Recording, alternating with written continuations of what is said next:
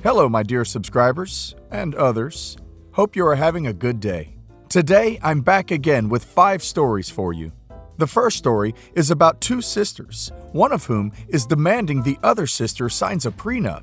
Sit back, relax, and enjoy, guys. My sister and I are property investors who own 6 investment properties together. I know how the internet feels about evil landlords, so spare me that, please. That's not why I'm here. We started with one house to live in, then bought lots of cheap houses and flipped them for rental income. We're doing well financially because of said houses. My sister is getting married. Wedding is later this year. Pandemonium dependent. I'm helping her to plan, and we were going through a to-do list, seeing what's left to be done. She mentioned caterers, venue, invites, etc., and asked if she'd forgotten anything. I said yes, prenup, and we both sang, "We want prenup, yeah," like the Kanye song, then laughed. She moved on to the next item without actually addressing it. I leave it for then, and we go our separate ways. I text her later in the evening, "Hey, my friend used a really good lawyer to draw her prenup, so let me know if you want me to ask for her deets." She replies with, she thought I was joking. She's not asking her husband to sign a prenup. I reply, I wasn't joking, and I must insist he signs one. She calls and says it's not my place to insist. I say it is when our assets are tied together. She asks me if I'm trying to say something about her future husband. I say I'm trying to be realistic and smart. Then it all goes to hell. She starts yelling at me about being rude, jinxing her marriage before it began, yada yada yada. I say either she gets a prenup or we transfer all property to my name and I get one if I ever get married. Then I hung up. Been bombarded by family saying her future husband is a good guy who would never do that if they separated. He sent me a text admonishing me for hurting my sister and calling him a gold digger. He thought I liked him. I'm not backing down on this. Am I the idiot for how I went about it or wanting one? Update. It's been about 6 weeks since everything went down. I need to clarify a few things. I can't afford to buy her out, so that's not an option. She also doesn't want to sell because these are long-term investments for us. It wasn't a case of we each own 50-50 in the properties. Between us, we know that's the case. However, legally, sometimes I own 75% to her 25%, and vice versa, because of our financial standing at the time we purchased the properties. I would stand to lose a lot if her marriage went south because some of the more expensive properties she holds more equity in. The properties that have been paid off, we've been able to change the deeds, but those still mortgaged are that way at the bank's insistence. Oh my God, of course OP is not an idiot. What do they mean by saying future husband is a good guy? Everyone is good when you are in love and all is good. But you never know what can happen, especially when it comes to divorce. In my opinion, OP needs to stand her ground. OP doesn't think that her sister's future husband is a gold digger. He shouldn't be offended. And I think the fact that he is offended is a red flag. Don't you think so, guys?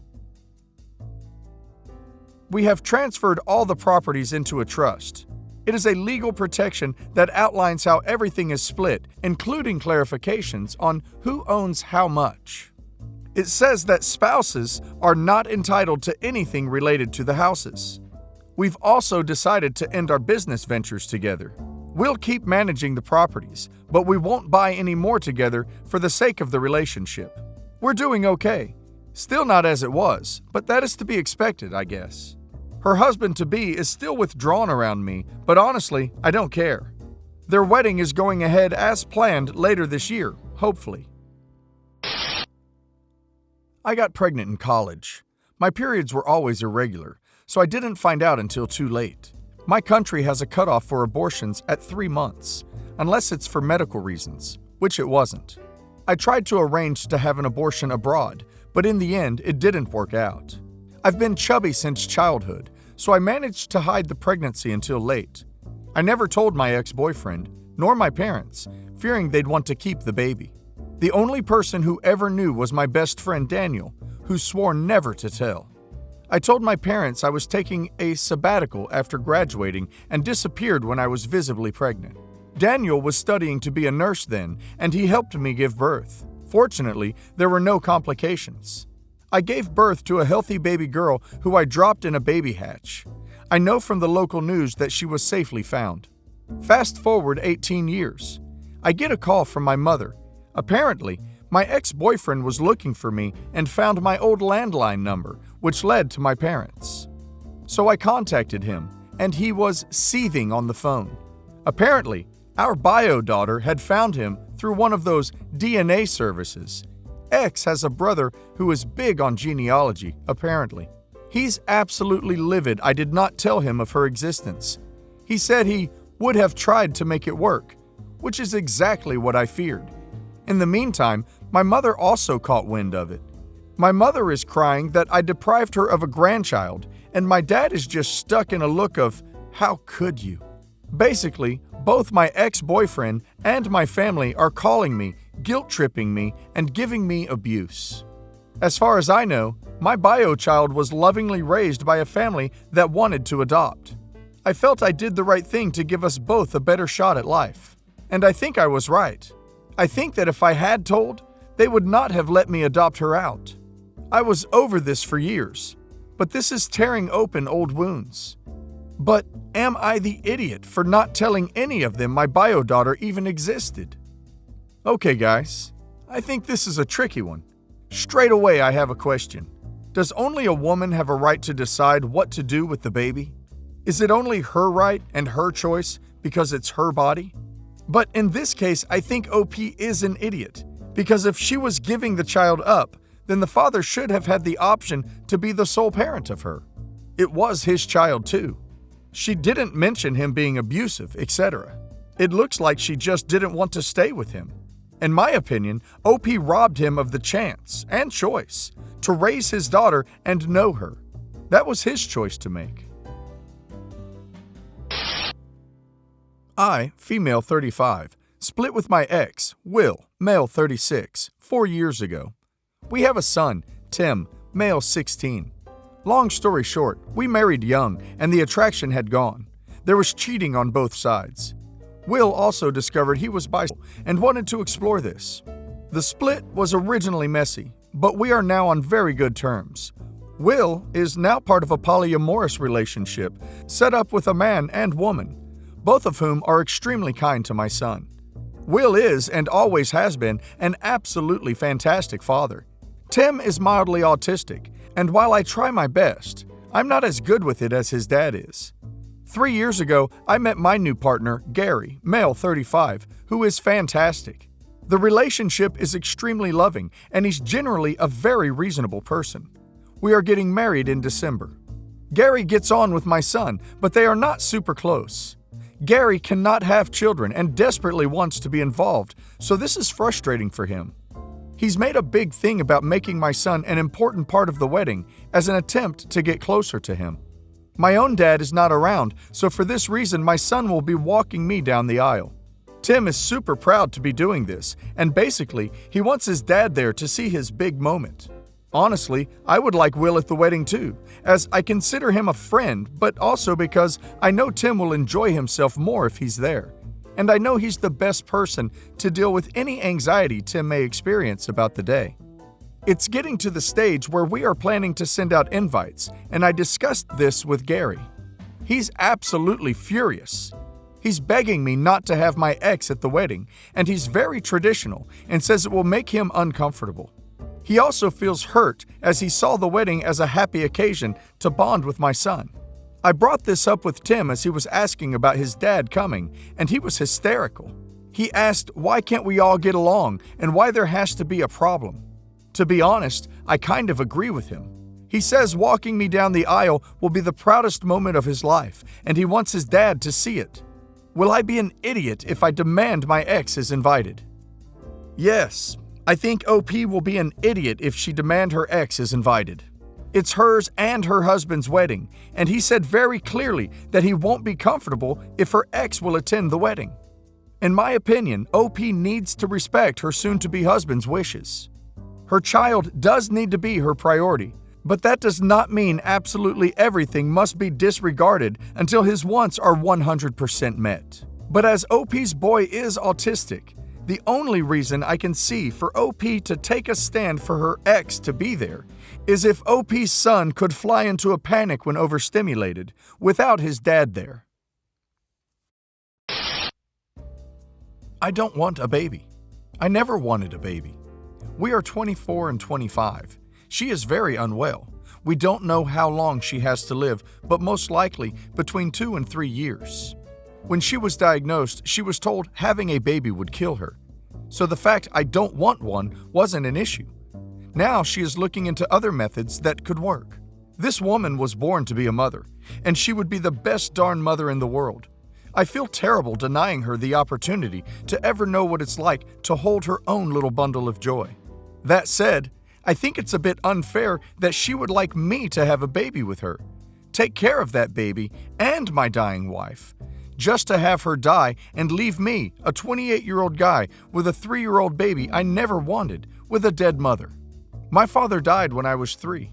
I wouldn't wish it on anyone. I don't want that for my child. I watched my mother from an early age looking after me and my sister with no help from a partner. She still has crippling anxiety issues, and it's affected her massively.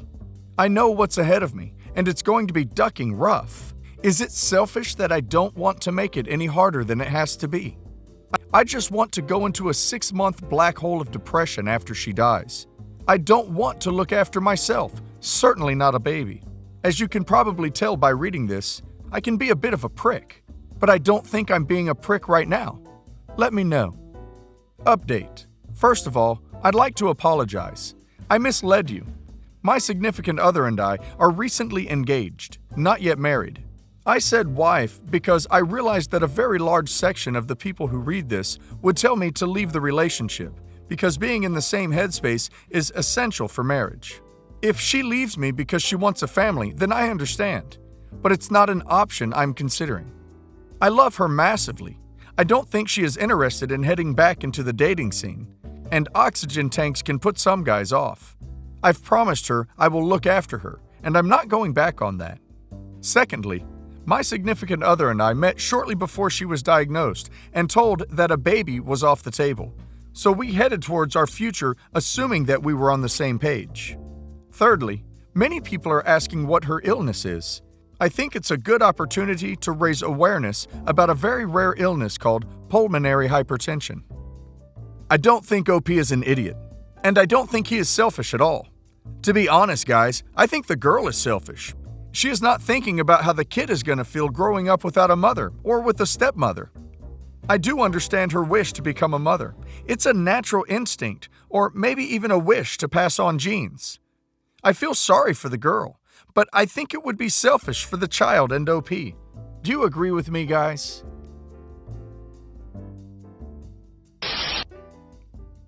I am 23 female. My friend is 22 female, and her fiancé is 25 male. My high school friend of 7 years, Melina, has been engaged for a while now and planning her wedding. I'll admit that sometimes I'm not the most reliable person. I won't open messages or just ignore them sometimes, for weeks even, while also looking at those same people's social media stories. I knew she was planning and organizing things with help from her and her fiancé's family. But turns out, she sent me a message for the RSVP early April, which I didn't open until the end of this month, and I'll admit, this was my mistake. By the time I got back to her, it was too late, as she said she couldn't do anything since she was so busy with wedding planning. I was shocked, but more sad that she'd uninvite me after she told me the news that they were getting married, and she said she'd be happy if I came. She said that the message was an online RSVP form she'd sent out, and was for a confirmation from everybody who'd be attending, family, friends, etc., and that since she'd given me the whole month and I decided not to reply, the deadline was already too late, since they had other things to worry about. I tried to talk to her because as her best friend, I do want to see her happy and be there for her big day. But she was firm on it. She said since I didn't work and do online school, she could understand if I didn't reply immediately, but everybody else RSVP'd while she still didn't hear from me. I can see that she thought I would flake, or just didn't care. But I was more shocked and hurt that she'd throw away almost 7 years of friendship so easily. She's also my only friend that I have left since I have trouble making friends. I probably ruined things by making a post due to the comment of how I felt hurt and betrayed by my only friend, and she got upset saying that I made it public to call her out. Am I the idiot for how I reacted after my friend uninvited me from her wedding? Edit. Yes, I know everybody is pointing out my messaging frequency, but I've always been like that since high school, as I wasn't much into communication through text. When I made the post, I didn't explicitly name her or say anything bad, just that I was feeling hurt over friendship, but I took it all down. And no, I don't have ADD or ADHD. I am just not much of a texter by personal choice. Yes, I think OP is an idiot. Her friend is just hurt and upset because OP, being her best friend and knowing she is planning the wedding, didn't manage to read her message for a month. I hope this experience will make OP think about her behavior and maybe change.